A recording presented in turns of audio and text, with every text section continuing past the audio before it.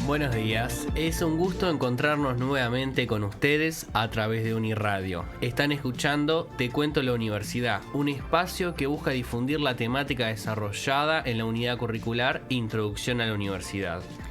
En el programa de hoy seguiremos conversando sobre la historia de la universidad con Emma Zaffaroni, que ahora la vamos a presentar, pero queríamos también aprovechar a agradecer y a contarle a los oyentes que esto es posible, la salida al aire, el streaming, los cortes, por un gran equipo que tiene Uniradio.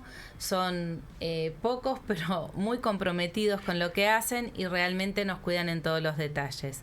Es importante recordar que el curso, la unidad curricular Introducción a la Universidad, es obligatorio, que es para las 4 licenciaturas, para las 3 por ahora obligatorio y en proceso lo otro. Y es una propuesta que busca acercar a los y a los estudiantes a estas propuestas de que nos ayuden a entender a la universidad, a entender estas nuevas formas de estudiar, de funcionar, de tener posibilidades de intercambios y de otras cosas. En este ciclo radial esperamos a través de este canal de difusión contarles algunos temas y escuchar a expertos, a personas con una expertise en determinados temáticos para, junto con la propuesta curricular, facilitar la inserción de los estudiantes en la universidad, promover distintos espacios y el aprovechamiento de sus posibilidades de incidencia en la vida de la institución, ya sea a través de sus trayectorias curriculares o a través del cogobierno. Y acá Dante plantea una cosa que es muy interesante, que es que en la universidad tenemos como varios componentes que tienen que ver con los desarrollos individuales, pero también con las construcciones colectivas. Y somos lo que somos en la UDELAR gracias a esas construcciones colectivas que tienen más de 175 años.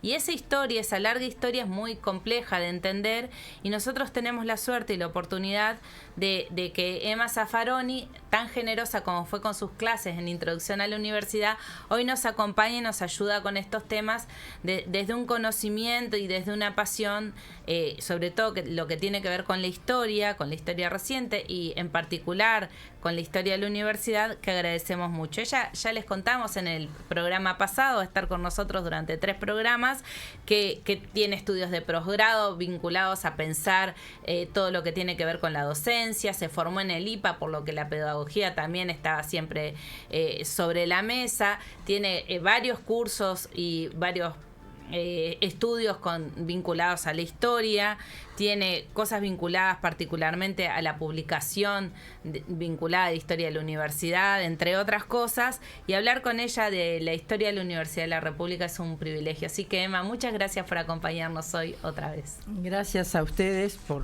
seguir invitándome a participar en este espacio que me parece muy fresco, muy lindo. Bueno, hoy compartimos la rica historia de la universidad, que ha sido un proceso de construcción en el Uruguay como nación. La UDELAR es productora de conocimiento, de excelencia, ha sido motor en lo que tiene que ver con la democratización. Siempre decimos, aquellos que vienen a Introducción a la Universidad, el primer semestre de la universidad, y después por distintos motivos la dejan en pausa, ya abrieron una puerta que siempre va a estar abierta. Pero para entender sobre todo esto, sobre los procesos democráticos, es importante también acercarnos un poco a la historia. Bueno, hoy vamos a estar hablando principalmente de mediados del siglo XX, y para arrancar vamos a hacer una pregunta introductoria, una pregunta de contextualización, ¿no? En el periodo posterior a la Segunda Guerra Mundial, Uruguay venía de un momento de relativa bonanza, ¿no? Tenemos el recuerdo que alguna vez probablemente los estudiantes que nos están escuchando lo deben haber oído, el país de las vacas gordas o la Suiza de América, y ese es un proyecto económico que comienza a menguar, ¿no? O sea, veníamos de un modelo económico de ventas de commodities agrícolas, impulsado principalmente por la Segunda Guerra Mundial, en menor medida por la Guerra de Corea, que terminado el conflicto bélico, esas commodities pierden valor, y al mismo tiempo el proyecto de industrialización que se da por sustitución de importaciones, que se da tanto acá como en los países de la región, empieza a perder competitividad, dado que los centros industriales a nivel mundial, principalmente Europa, ya se reconstruyen, ¿no? Esto lleva a un contexto en Uruguay de paulatino estancamiento económico que desemboca o va a desembocar en una crisis social y una crisis política. Antes de ir específicamente a la universidad, ¿podés contarnos algo sobre este contexto? Es un periodo realmente muy interesante para estudiar de nuestra historia del siglo XX, ¿no? A veces queda un poco subsumido porque los estudios sobre la historia, la llamada historia reciente, digamos, los últimos años 60 y todo el proceso de la dictadura y la recuperación democrática han sido un poco explosivos, digamos, ¿no?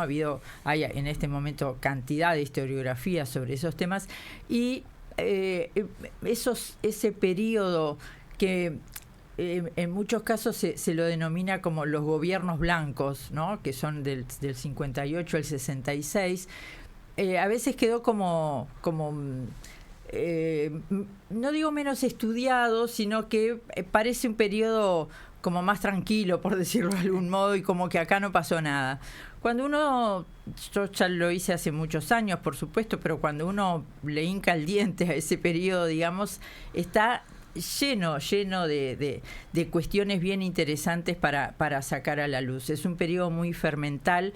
Es cierto, es un periodo que presenta una ruptura en términos de partidos gobernantes, digamos, ¿no? El Uruguay tiene una larguísima tradición del Partido Colorado en el poder y en el año 58 ganan las elecciones los blancos, el Partido Nacional. Esto es interesante de contárselo a los estudiantes porque como los estudiantes que tenemos hoy en general son estudiantes de este siglo XX, digamos, sí, nacidos ya de este siglo XXI, perdón, ya nacidos en muchos casos, avanzado algo el siglo XXI, piensan que en la historia del Uruguay siempre ha sido como ha sido este siglo XXI, que es la sucesión de todos los partidos políticos que hay en el Uruguay y en el gobierno, ¿no? El partido, de hecho, desde la recuperación democrática en adelante se han alternado el Partido Colorado, el Partido Nacional, el Partido Colorado, el Frente Amplio, el Partido Nacional, el Frente Amplio, y les piensan que toda la vida fue así la historia del Uruguay, ¿no? Entonces, además de explicarles que el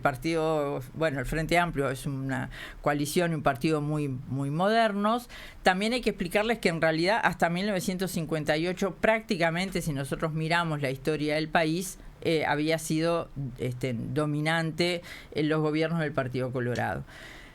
Efectivamente, la explicación de qué es lo que sucede en esos años 50 es compleja, es multicausal, como es todo en la historia del Uruguay. Tiene que ver con toda esta introducción que tú hacías del cambio en las condiciones externas. Y de alguna manera lo que muestra el fin de la guerra de Corea y a partir del 55, que es cuando los historiadores instalan esta idea de estancamiento que es previa a lo que después en los 60 va a ser la crisis, lo que marca es que en realidad ese país de las vacas gordas, ese Uruguay feliz, que ya se tomaba desde los años 20, se pudo dar fundamentalmente por las condiciones externas y no por un cambio estructural de la economía uruguaya. La economía uruguaya, incluso cuando recibió las mejores divisas, cuando entró la mayor cantidad de dinero al país, que fue en esos años, no se invirtió tanto en modificar la estructura productiva, sino que en parte se dispuso en una especie de estado de bienestar que se dio en los primeros años 50, en donde aumentaron los beneficios sociales, creció el Estado, el clientelismo político fue importante ya desde esa época y la matriz productiva uruguaya se mantuvo tal cual. Entonces, cuando las condiciones exteriores se modifican, es como que, bueno, ahí aparece que en realidad no ha habido cambios y entonces la economía empieza a dar señales de ese estancamiento. Es decir, no crecemos, no por ahora no vamos para atrás, digamos, no retrocedemos casilleros, pero tampoco avanzamos, ¿no? Esa es un poco la situación del año 58. Y de alguna manera esto es parte de la explicación del triunfo del Partido Nacional en las elecciones, porque siempre que hay crisis o que hay estancamiento, que hay el primer culpable es el gobierno, digamos, ¿no? El gobierno de turno. Incluso lo hemos visto también en este siglo XXI, en los distintos ciclos económicos que hemos tenido, ¿no? Cuando nos va bien siempre le atribuimos al factor externo de que, bueno, era una época de bonanza, entonces pudimos hacer todo. Y cuando nos va mal siempre decimos la culpa es del gobierno.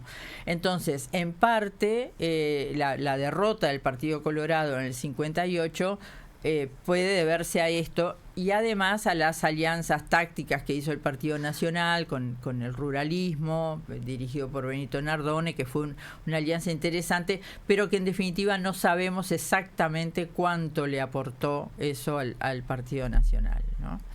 Y en ese marco es que entra el debate de esta ley, ¿no? De la ley del 58. Sí, exactamente. En el 58 se aprueba la actual ley orgánica y bueno, tiene que ver también con una conjunción que hubo entre una movilización de parte de estudiantes, de parte de docentes y un debilitamiento del gobierno de ese momento, como bien nos contabas, y hay distintos factores que impulsan esa aprobación de la ley orgánica, ¿no? Que hasta el día de hoy, a pesar de algunos cuestionamientos que siempre podemos hacerlos porque han cambiado mucho los contextos, está presente, ¿no? Y es la que nos rige.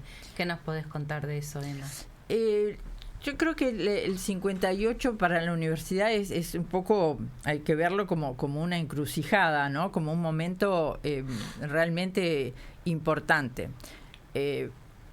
Leyes orgánicas hubo otras, varias. Nosotros hablamos de la de 1908, después en los 30, en el gobierno de Terra, que después me gustaría retomar un poquito como antecedente, pero en el 58 se marca, se promulga esta ley, que fíjense lo importante que es que no se ha modificado hasta el día de hoy, ¿no? Yo decía el otro día, bueno, ya me parece que hace tiempo que es hora de revisarla, esta ley, porque tiene algunos problemas concretos. Por ejemplo, que todas las facultades que se crearon después de esa ley están representadas en el CDC con voz, pero sin voto, porque no están dentro del marco orgánico. Entonces, y ya tenemos muchas facultades creadas desde el 58 para acá. Pero lo importante, me parece a mí, de esta ley y del momento en el que se hace es sin duda el papel que tuvo ahí la universidad como promotora de esta ley es fundamental. El rectorado de Casinoni es fundamental en eso. Él recoge muchos de los antecedentes que se habían realizado, el Estatuto de 1935, por ejemplo, que se había realizado por el claustro como una oposición a lo que había sido la intervención en la universidad en la dictadura de Terra. Y se presenta a la universidad un proyecto que logró el consenso dentro de la universidad, que tampoco es una cosa fácil, porque la universidad es un mundo también complejo, dispar, con distintas corrientes políticas. Las personas, los docentes, los estudiantes, por más que formen parte de los gremios, tanto de docentes como estudiantiles y más, no dejan su ideología de lado y empiezan a forman parte de un demos, pero arrastran sus pensamientos, sus ideologías, y muchas veces incluso dentro de un mismo marco ideológico puede haber posturas muy diferentes sobre cómo tiene que ser la educación, sobre cómo tiene que ser el rol de la universidad, en fin. Entonces, el haber logrado ese consenso entre la universidad es importante, ir con un proyecto que va a ser además prácticamente el proyecto que se aprueba casi sin modificaciones. Hubo un intento del Parlamento de, como suele pasar no solamente en el Uruguay, sino en el mundo, de patear para adelante, ¿no? Fíjense que yo me imagino cómo debe haber sido esto, porque nosotros que sabemos lo que son los años electorales, en aquel momento no teníamos dos vueltas como hoy, no había balotaje, sí. se elegía directamente en una sola elección el último domingo de noviembre, y la ley se aprueba en octubre, o sea, en pleno momento de esa campaña electoral, que además era muy fuerte. Es hasta muy interesante revisar los jingles publicitarios, por ejemplo, de esas campañas, ¿no? Hay un trabajo sobre eso que salió por TV Ciudad, que nosotros trabajamos con los estudiantes en Historia Contemporánea, para ver las cosas que se decían en esos jingles, sí, ¿no? Porque a veces hoy nos asombramos, mirá, bueno, había que ver las cosas que se decían blancos y colorados en ese momento. Y en ese clima se intentó, postergar la discusión una vez pasadas las elecciones, y de alguna manera ya si se patea para después de las elecciones, eso iba a implicar, que sea un problema del próximo gobierno, claro, ¿no? Claro. Que es frecuente que suceda eso, temas sí, muy... Y entonces, ¿qué vemos ahí? Bueno, lo que es la presión social para que ese proyecto se apruebe. Y esto efectivamente se logra en octubre con esa consigna que ha quedado hasta el día de hoy tan marcada en la militancia gremial, que es la de obreros y estudiantes unidos y adelante. Yo creo que esa consigna también resume un estado de situación, un estado de sentir también, ¿no? Bueno, se estaban sintiendo los problemas sociales que había en el Uruguay. Todavía no había, por supuesto, hay una historia sindical riquísima en el Uruguay, pero aún no estaba unificado los gremios, claro, el movimiento sindical. Y esta presión rodeando el Palacio Legislativo, manteniéndose allí en una alerta constante, es la que logra que efectivamente se apruebe esta ley. ¿Y qué trae de nuevo esta ley? Porque en definitiva uno dice, se aprobó una ley, porque la ley lo que hace es en realidad regular lo que ya estaba dicho en la Constitución, ¿no? Que ya estaba en la del 17, que en la Constitución del 52 volvió a ratificarse, que es la autonomía de la universidad.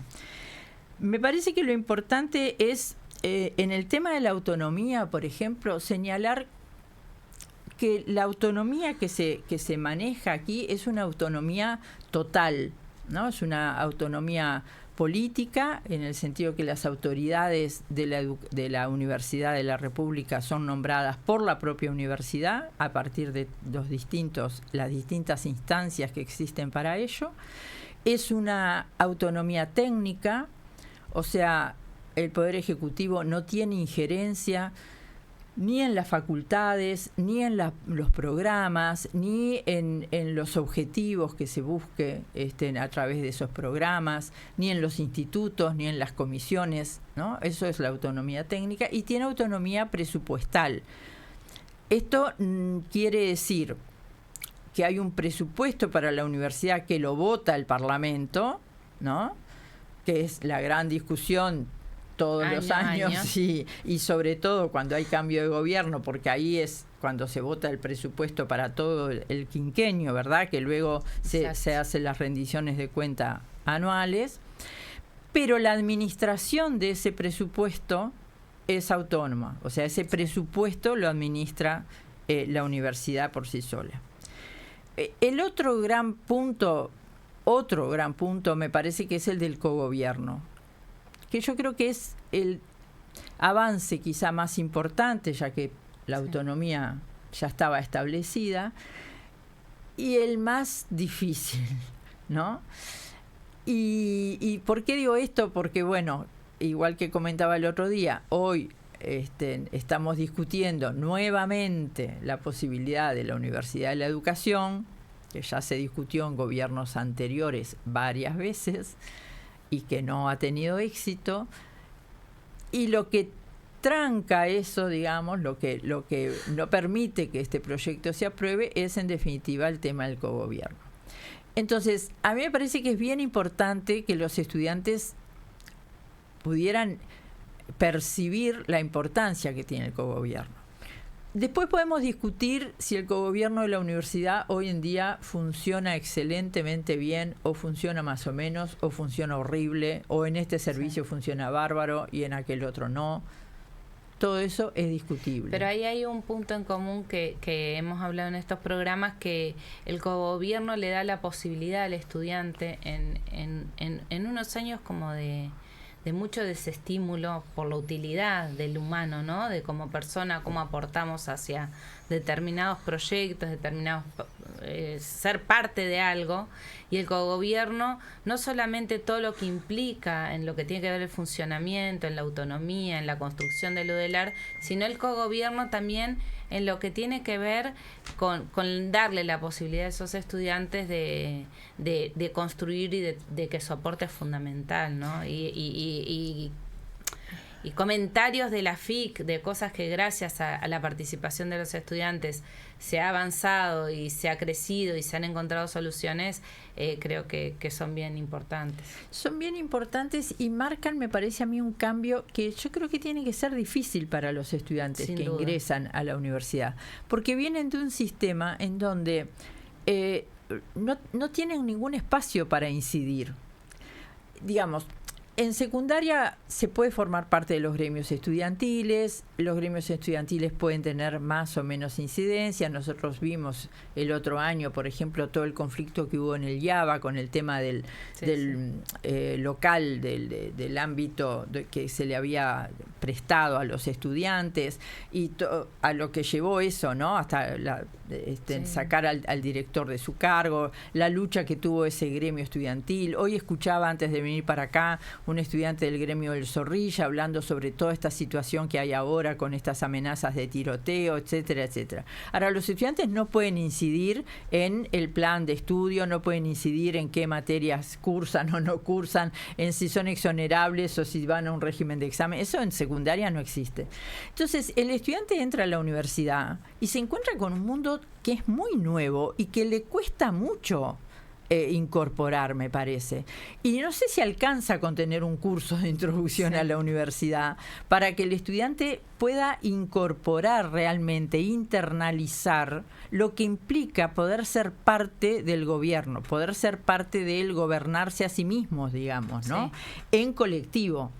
Porque es como si vos me dijeras, bueno, es el estudiante que vivió con sus padres y un día se independiza y tiene que resolver, ya no es que llega y qué hay de comer, sino que tiene que resolver qué comida se hace, las compras, cuánto gasta en esto, cuánto gasta en lo otro, no si tiene que ahorrar y desenchufar el calefón porque no le alcanza la plata. Es cierto, es también ese. Bueno, pero esto es eso en colectivo, además, ¿no? Es, yo voy a decidir si me gusta esta materia o aquella, esta unidad curricular, o si prefiero dar exámenes, sino que tiene que discutirlo y que hacerlo en colectivo. Y eso me parece que es un proceso que no se puede dar tan de un rápidamente. día para el otro, no, claro, sin duda. Sí. Eso. Y si tengo la posibilidad, me gustaría agregar una cosa más que me parece fundamental de esta ley, que es el famoso artículo 2, que dice: la universidad tendrá a su cargo la enseñanza pública superior en todos los planos de la cultura, la enseñanza artística, la habilitación para el ejercicio de las profesiones científicas y el ejercicio de las demás funciones que la ley le encomiende. Eso es una generalidad. Le incumbe asimismo, a través de todos sus órganos en sus respectivas competencias, acrecentar, difundir y defender la cultura, impulsar y proteger la investigación científica y las actividades artísticas, y contribuir al estudio de los problemas de interés general y propender a su comprensión pública. Defender los valores morales y los principios de justicia, bienestar social, los derechos de la persona humana y la forma democrático-republicana de gobierno.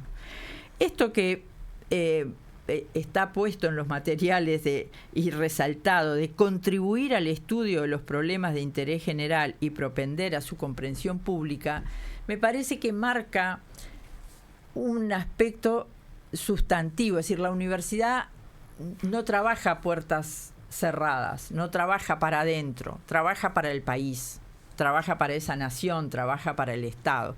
Siempre ponemos desde el COVID en adelante el ejemplo del GACH para esto, ¿no? Decimos, todos recordemos que, bueno, cuando se hizo el COVID, cuando vino el COVID no se hizo, en realidad se creó este organismo de universitarios, ¿no? Especializados que coordinaron tareas y que asesoraron al gobierno más.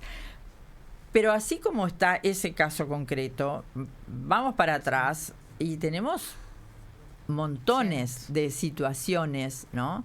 Y me parece que esto es lo que hace que podamos defender que la universidad prácticamente puede tener voz en todo lo que sucede en el país. Sí, sí. Y una voz constructiva de su aporte desde el conocimiento, ¿no? Porque todo lo que los estudiantes integran en extensión junto a los docentes, todas las investigaciones, y tal solo el hecho de abrir una puerta a la posibilidad de ser estudiante universitario hace de este país un país mejor también, ¿no? Sí, en este nos queda excelente que hubiese mencionado el artículo 2, porque de repente la siguiente pregunta que teníamos planificada tiene que ver, creo que tiene una relación con el artículo 2, ¿no? Porque en el programa anterior mencionabas, por ejemplo, que desde que la universidad existe tiene una vocación social, una vocación por los intereses del país. Hablamos, por ejemplo, el diagnóstico sobre la tenencia de tierra y sobre cómo eso es un problema en las primeras décadas de independencia, ¿no? Y ya una vez ya entrando en la década de los 60, la universidad junto a sus estudiantes y sus trabajadores, docentes y no docentes, tiene un paulatino, o hay un aumento, porque ya estaba antes, un aumento, un vuelco hacia los problemas, los reclamos, de lo que podríamos caracterizar, se podría caracterizar de otras formas, pero ahora para hacer la pregunta vamos a elegir amplias mayorías del país, ¿no? Que se expresan a través de organizaciones como la CNT, organizaciones como FUCBAN y otros movimientos sociales. Y la pregunta en concreto es, ¿crees que la conquista de la autonomía y del gobierno, ya sea por un lado al satisfacer gran parte de las demandas que podía tener la comunidad universitaria, o al proporcionarle mayor libertad de acción, que por ejemplo se expresa en parte en este artículo 2, favorecieron que los colectivos universitarios se vuelquen a favor de estos reclamos, digamos, de estas organizaciones sociales? Sí, yo creo que sí, pero como siempre es multicausal. Es multicausal y hay que rastrear un poco esos antecedentes, ¿no? Es decir, incluso cuando no se tenían esas libertades ni esas posibilidades, por ejemplo, el movimiento estudiantil tenía una clarísima vocación pacifista, antiimperialista, anti-autoritarismos, ¿no? Pensemos, la FEU se crea en el 29, ¿no? En el año 1929. Allí el mundo es un mundo muy convulsionado en esos años, ¿no? Los años 30. Ya pasó la Primera Guerra Mundial, la llamada Primera Guerra Mundial. En 1917 estalló y triunfó la Revolución Rusa. Tenemos el primer gran Estado socialista. El efecto de la Revolución Rusa es clarísimo en todos los movimientos estudiantiles de jóvenes y de no tan jóvenes en el mundo. Pero ya en el 29, poco después de que se crea la FEU, tenemos los efectos de la crisis del 29. Y en los años 30, ya en los 20, el ascenso del fascismo en Italia, y en los 30 el nazismo en Alemania, y esto desemboca en la Segunda Guerra Mundial. Los estudiantes se plantaron frente a ese mundo, ¿no?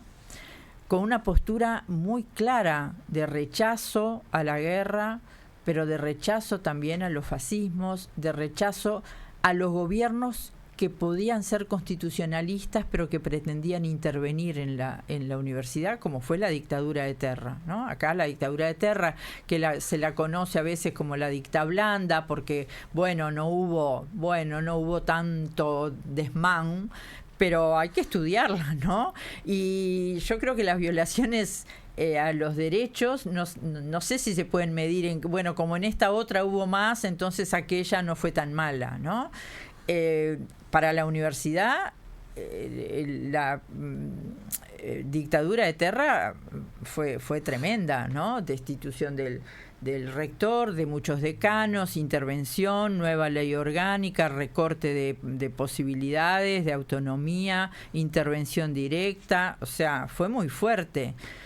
Los estudiantes se plantaron, y los docentes también, con más dificultades, porque no siempre se lograban los consensos necesarios, pero se plantaron en contra de todo esto, digamos, ¿no? Hay algunos textos interesantes en Jornada, que es la voz de la FEU en esa época, dice: todos sin excepción hemos ya comprendido el fin de nuestra lucha, no para derribar solamente hombres, sino para derribar fuerzas económicas que los sostienen, no para volver a las libertades que gozábamos, sino para usarlas en reparar injusticias inadmisibles. Entonces hay una vocación, ¿no?, de abrir la universidad a los problemas de la sociedad.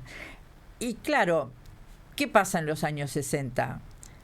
Por un lado, los problemas de la sociedad son cada vez más acuciantes, porque allí sí ya tenemos una crisis económica clara, allí sí empezamos a tener números rojos, ¿no?, en todos los saldos.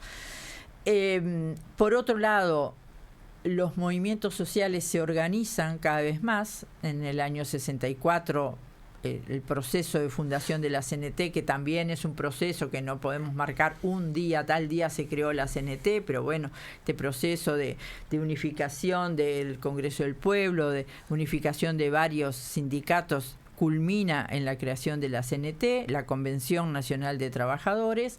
En el mismo año se crea la Asociación de Docentes, que en realidad va a cambiar de nombre, pero bueno, la que hoy conocemos como ADUR. Por otro lado, tenemos también el movimiento cooperativo, ¿verdad?, que va surgiendo. Se consolida la actividad de la FEU y a su vez la respuesta del gobierno, sobre todo hacia finales de la década del 60, va siendo cada vez más dura, más autoritaria, ¿no? Allí llegamos al año 68, que es ese año crucial, ¿no? Algunos historiadores lo han denominado como un año terrible, como un año de todos los excesos, un año que se vivió en peligro, ¿no? Esa es la sensación que hubo. Y allí, bueno, tenemos los primeros conflictos importantes, serios, que culminan con algunos estudiantes abatidos, asesinados por la represión policial. Entonces, la universidad, frente a esto, están los recuerdos de Landinelli, por ejemplo, de lo que fue el velorio y el sepelio de Liberarse, que fue una concentración de las más importantes que hubo en la historia del Uruguay, digamos, hasta ese momento, ¿no? Entonces, allí me parece que se ve con claridad la relación y el papel que tuvo los distintos ámbitos universitarios en la conflictividad social del país. Sí, exacto. Todo el rechazo a los autoritarismos, ¿no? A esto que marcás en el artículo 2 de las injusticias, ¿no? Del tener en cuenta el rol de la universidad como el país. Siempre la Universidad de la República, quienes formamos parte de distintas formas, hemos estado en contra de los procesos dictatoriales, de los genocidios. Siempre hemos trabajado por un mundo mejor, porque haya paz. Y resulta utópico quizás para los estudiantes que nacieron en un mundo donde el límite planetario parece que es finito y que viene el día de mañana, pero sin embargo estos procesos, estos antecedentes históricos también nos ayudan a pensar de que las distintas crisis, las distintas situaciones complejas para la humanidad han estado presentes y la universidad también ha estado ahí. En el anterior programa hablábamos de más de 120, 200 años para atrás, hablábamos de las décadas del 50 y 60, que hoy también las traíamos, donde existen fuertes críticas a la universidad por esto de su compromiso social y su posicionamiento político. Incluso esto de las universidades alternativas sin cogobierno ha sido como una constante que no es nueva también. En algún momento se habló de la Universidad del Norte en oposición a lo que era el mundo urbano, pero bueno, siempre estuvo como el trabajo de la construcción, de la continuidad, de este espíritu crítico, constructivo y de aportar. Tu mirada la has dado de alguna manera sobre estos proyectos alternativos, pero nos gustaría profundizar un poquito más en esto del proceso histórico, ¿no? Porque también para que los estudiantes sientan que su granito de arena es importante, importante, pero que también son parte de un proceso que viene desde hace muchos años, ¿no? Yo creo que acá siempre se puede ver el enfrentamiento entre proyectos de sociedad diferentes, digamos, ¿no? Sí. En general, cuanto más a la derecha, en lo que ideológicamente acordamos en llamar derechas e izquierdas, que también hoy están cuestionados y se abren muchas ramificaciones, pero en lo que tradicionalmente podemos denominar, cuanto más se corren los gobiernos hacia la derecha, más distancia van a tener con el papel que le van a asignar y el lugar y el rol y el respeto que van a tener por la Universidad de la República en este caso. No porque la universidad sea un ente de izquierda, no hay que pensarlo así, porque la universidad no puede embanderarse con una ideología, porque recoge un demos que está formado por personas de todas las ideologías. Pero hay algo en el pensamiento de las derechas, y hoy eso está clarísimo, ¿no? Hay que mirar a nuestro país vecino, a la Argentina, y esta nueva derecha, súper llamada libertaria, que bueno, que muy discutible ese término, y lo que ha hecho en contra de las universidades argentinas, ¿no? La derecha en general va a tener una postura de control sobre el conocimiento que se investiga, que se imparte, ¿no? Porque es parte de ese poder. Si bien aquello de que el conocimiento nos hará libres y que todos tenemos esa cuestión medio utópica de que es importante que estudies porque eso te va a dar libertad y te va a dar... Bueno, no es tan sencillo como eso, pero sin duda, en la medida en que el conocimiento avance, en que todos nos hagamos partícipes de ese conocimiento y interlocutores, pero también productores de ese conocimiento, vamos a tener más capacidad para mirar y para elegir. Eso no quiere decir que todos elijamos lo mismo. Después uno puede elegir hacerse liberal de este cuño nuevo que tenemos ahora en las nuevas derechas, y otro podrá hacerse militante de no sé qué. Sí. Pero nos da esa posibilidad. Sí, ahí me viene a la mente una frase de mi padre que era como muy práctico cuando discutíamos algunas cosas, y me dice, bueno, es como cuando uno tiene que enfrentarse a destornillar. La derecha siempre aprieta y para la izquierda siempre afloja. Entonces eso me parece que es como un poco gráfico, pero también fue para mí muy fácil de entender, quizás les sirva a los estudiantes, y venimos por ahí con la pregunta del plan Mayolo, Dante. Bueno, dale, volviendo a acercarnos a estas cosas que tienen que ver con estos contextos, y que los estudiantes esperamos que vayan uniendo estas ideas, ¿no? Como un todo, que es lo más disfrutable cuando uno estudia historia. Sí, no, en esta idea, ¿no? En el marco, ¿no? De revisitar las discusiones, ¿no? Así como dijimos, bueno, o sea, por ejemplo, las críticas a la autonomía o al compromiso social de la universidad estaban en este momento, hace 60 años, hace 6, 7 décadas, y están hoy también todavía esgrimidas. Hay otras discusiones que también tienen una continuidad, ¿no? Muchos estudiantes de los que nos escuchan vienen o nacieron o crecieron en el interior y tienen que afrontar el proceso de cambiar de ciudad, cambiar sus vínculos, conocer Montevideo, o si ya lo conocían, conocerlo como una ciudad a la que habitan todo el año o durante el año lectivo, ¿no? Y hoy en día, desde hace más de una década, la Universidad de la República apostó a un modelo de descentralización que en la práctica no niega la migración estudiantil de Montevideo. O sea, hay proyectos de estudios en las ciudades del interior, pero siguen viniendo estudiantes a estudiar, a vivir la universidad en Montevideo, ¿no? Y en este periodo histórico del que estamos conversando, en el marco del plan Mayolo, por ejemplo, se realizaba una apuesta distinta a una ciudad universitaria en la zona de Malvin, de Euskal Herria, donde hoy está la Facultad de Ciencias, ¿no? Que incluía, por ejemplo, una residencia estudiantil, inclusive un estadio universitario.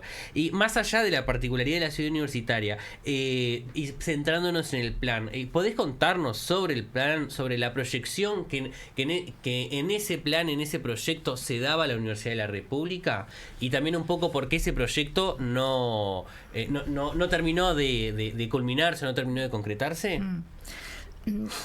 Mayolo sin duda creo que fue uno de los rectores claves, de las figuras destacadas, ¿no?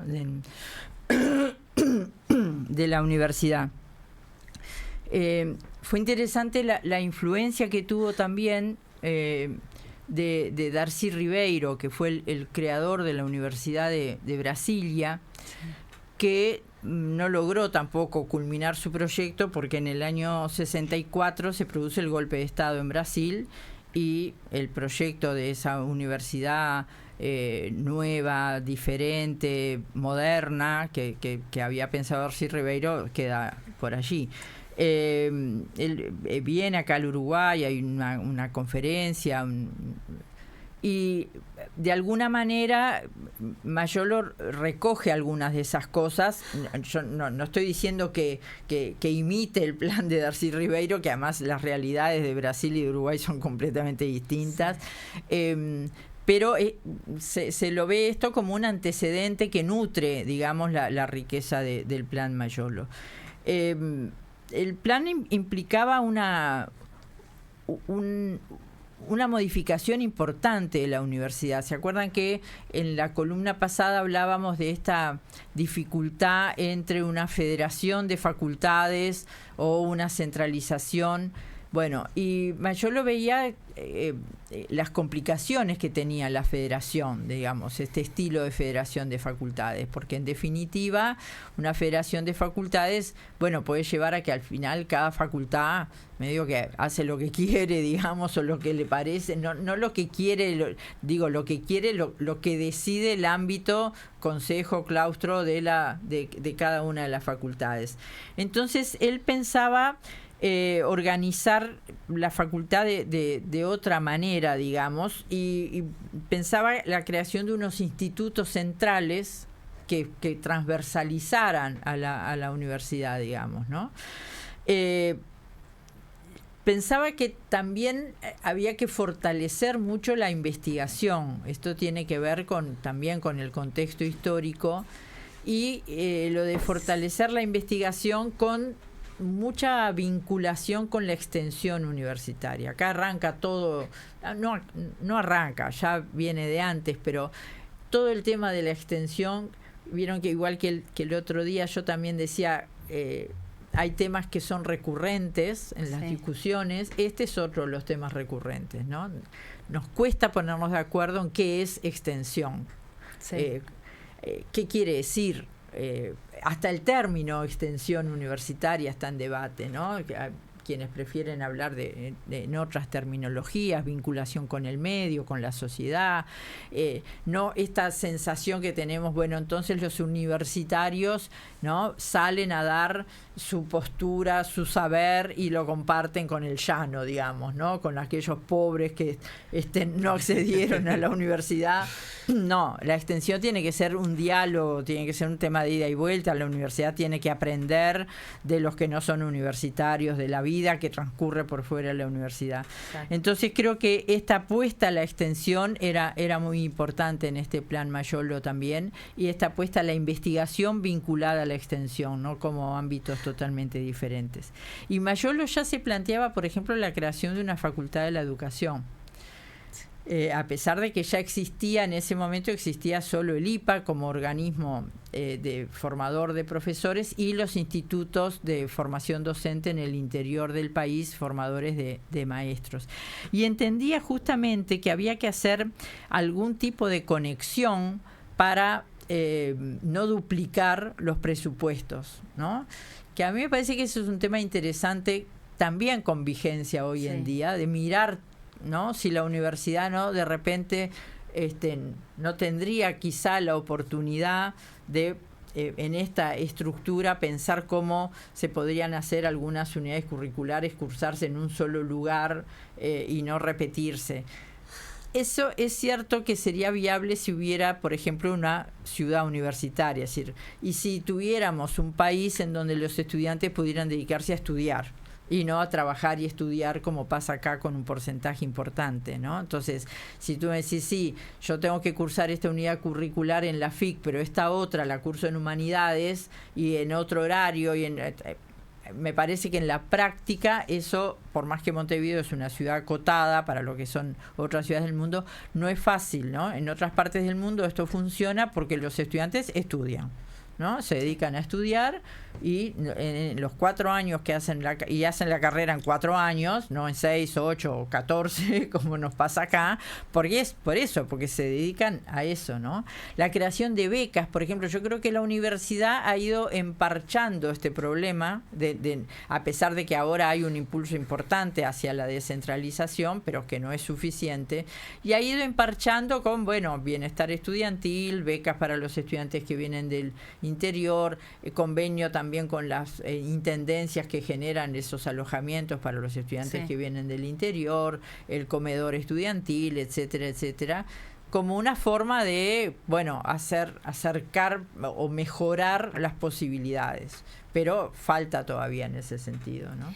Y ahí hay un tema bien interesante que traemos, que tiene que ver con algunas cosas como esto, por ejemplo, de las distintas universidades públicas y la importancia de las universidades públicas en la región, cómo históricamente han estado conectadas y cómo también tiene que ver con esto de trascender fronteras, ¿no? De ha habido un crecimiento, pero que es histórico, del vínculo con las universidades de Argentina, de Brasil, de Chile, de la región, y ahora también la frontera y la globalización ha ampliado eso. Eso me parece que ha sido una fortaleza de la enseñanza pública, como también este horizonte de unificar esfuerzos con otras enseñanzas terciarias que sumarían mucho y que seguirían construyendo. Hemos hablado de las distintas épocas, pero en 1973 hubo un golpe de Estado en el Uruguay muy importante, donde la universidad es intervenida, donde se pierde la autonomía y el cogobierno, y muchos de los pilares conquistados en el 58. Eso tuvo como muchos cambios para la vida académica, pero tuvo muchos cambios para el país. La universidad no fue una excepción en las dificultades y las adversidades que vivió el Uruguay en esos años que muchos de nuestros estudiantes no habían nacido, y quizás son sus abuelos los que pueden traer esos cuentos, pero bueno, para ir cerrando un poco, después llegar a un pequeño párrafo de la historia de nuestra Facultad de Comunicación y de Información y todos los antecedentes, resumirnos un poco, que es para otro programa que ya charlaremos, esto del 73, ¿no? El 73 efectivamente es el momento en el que culmina el golpe de Estado, ¿no? Hasta el golpe de Estado se lo ve como un proceso, incluso se habla del camino democrático al golpe de Estado, o el golpe de Estado más largo del mundo, porque, bueno, en realidad se puede considerar que empezó en febrero, y hay quienes en realidad consideran que empieza a finales del año 72. Lo cierto es que tomamos la fecha del 27 de junio porque es cuando se concreta el golpe de Estado. Formalmente el golpe de Estado implica la disolución del Parlamento, la disolución de las cámaras, y eso implica eliminar un poder de los 3 poderes que tiene el Estado, la República Oriental del Uruguay, ¿no? El poder ejecutivo, legislativo y judicial. Bueno, el legislativo queda destituido, queda sin efecto. Las reacciones al golpe de Estado son inmediatas. Hay que pensar el golpe de Estado y las reacciones y demás, que en este ejercicio que es difícil de hacer en la historia, que es pensarlo sin saber cómo esto va a terminar, ¿no? O sea, es como cuando tú miras una película y no sabes el final. Sí. Si estás mirando una película de suspenso y ya sabes quién es el asesino, la mirás de otro modo y decís, pero mirá, cómo no se dio cuenta que tenía que hacer esto y cómo no vio tal otra cosa, porque ya sabes el final.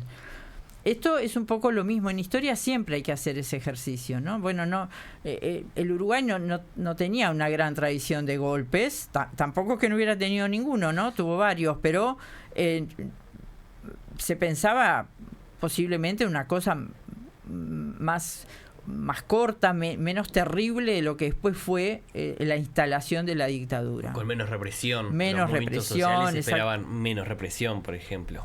Entonces, las dos respuestas más importantes, me parece, que hay al golpe de Estado son la huelga general del movimiento sindical, que ya la tenía gatillada, diríamos hoy en términos populares, es decir, a partir de lo que había sido el golpe de Estado en Brasil, la CNT, cuando se funda, había decidido que si en el Uruguay se producía un golpe de Estado, que ya en el 64 se hablaba de esa posibilidad, el movimiento obrero iba a responder con una huelga general. Y eso se pone en marcha en la madrugada del 28 de junio.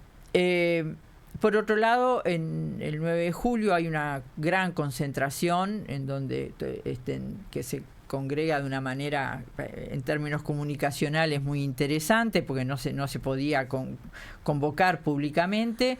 Una gran concentración en 18 de julio, el centro de todos los movimientos, de todos los partidos políticos, de todos los sectores políticos que estaban, no todos los partidos, sino todos los sectores que eran antigolpistas, y de los gremios y de los estudiantes. Allí van presos varios de los dirigentes, etcétera, etcétera. No hay inmediatamente una acción interventora en la universidad, porque en septiembre eran las elecciones universitarias, las primeras elecciones universitarias regidas por la Corte Electoral, con todas las garantías, digamos, y lo que dicen quienes han estudiado a fondo este periodo es como que el gobierno de los militares estaba como un poco a la espera de ver qué salía en esas, porque así como nosotros las personas no sabíamos hasta dónde iba a llegar la dictadura, los militares tampoco tenían un plan tan trazado, perfecto, de saber punto a punto todo lo que iban a hacer. Y en algunas cosas aparentemente se equivocaron, así como en 1980 se hizo el plebiscito y fracasó y fue un golpe mortal para la dictadura. También aquí se esperó a las elecciones universitarias pensando que quizá los sectores derechistas o los sectores más proclives al gobierno militar, digamos, podían triunfar en esas elecciones.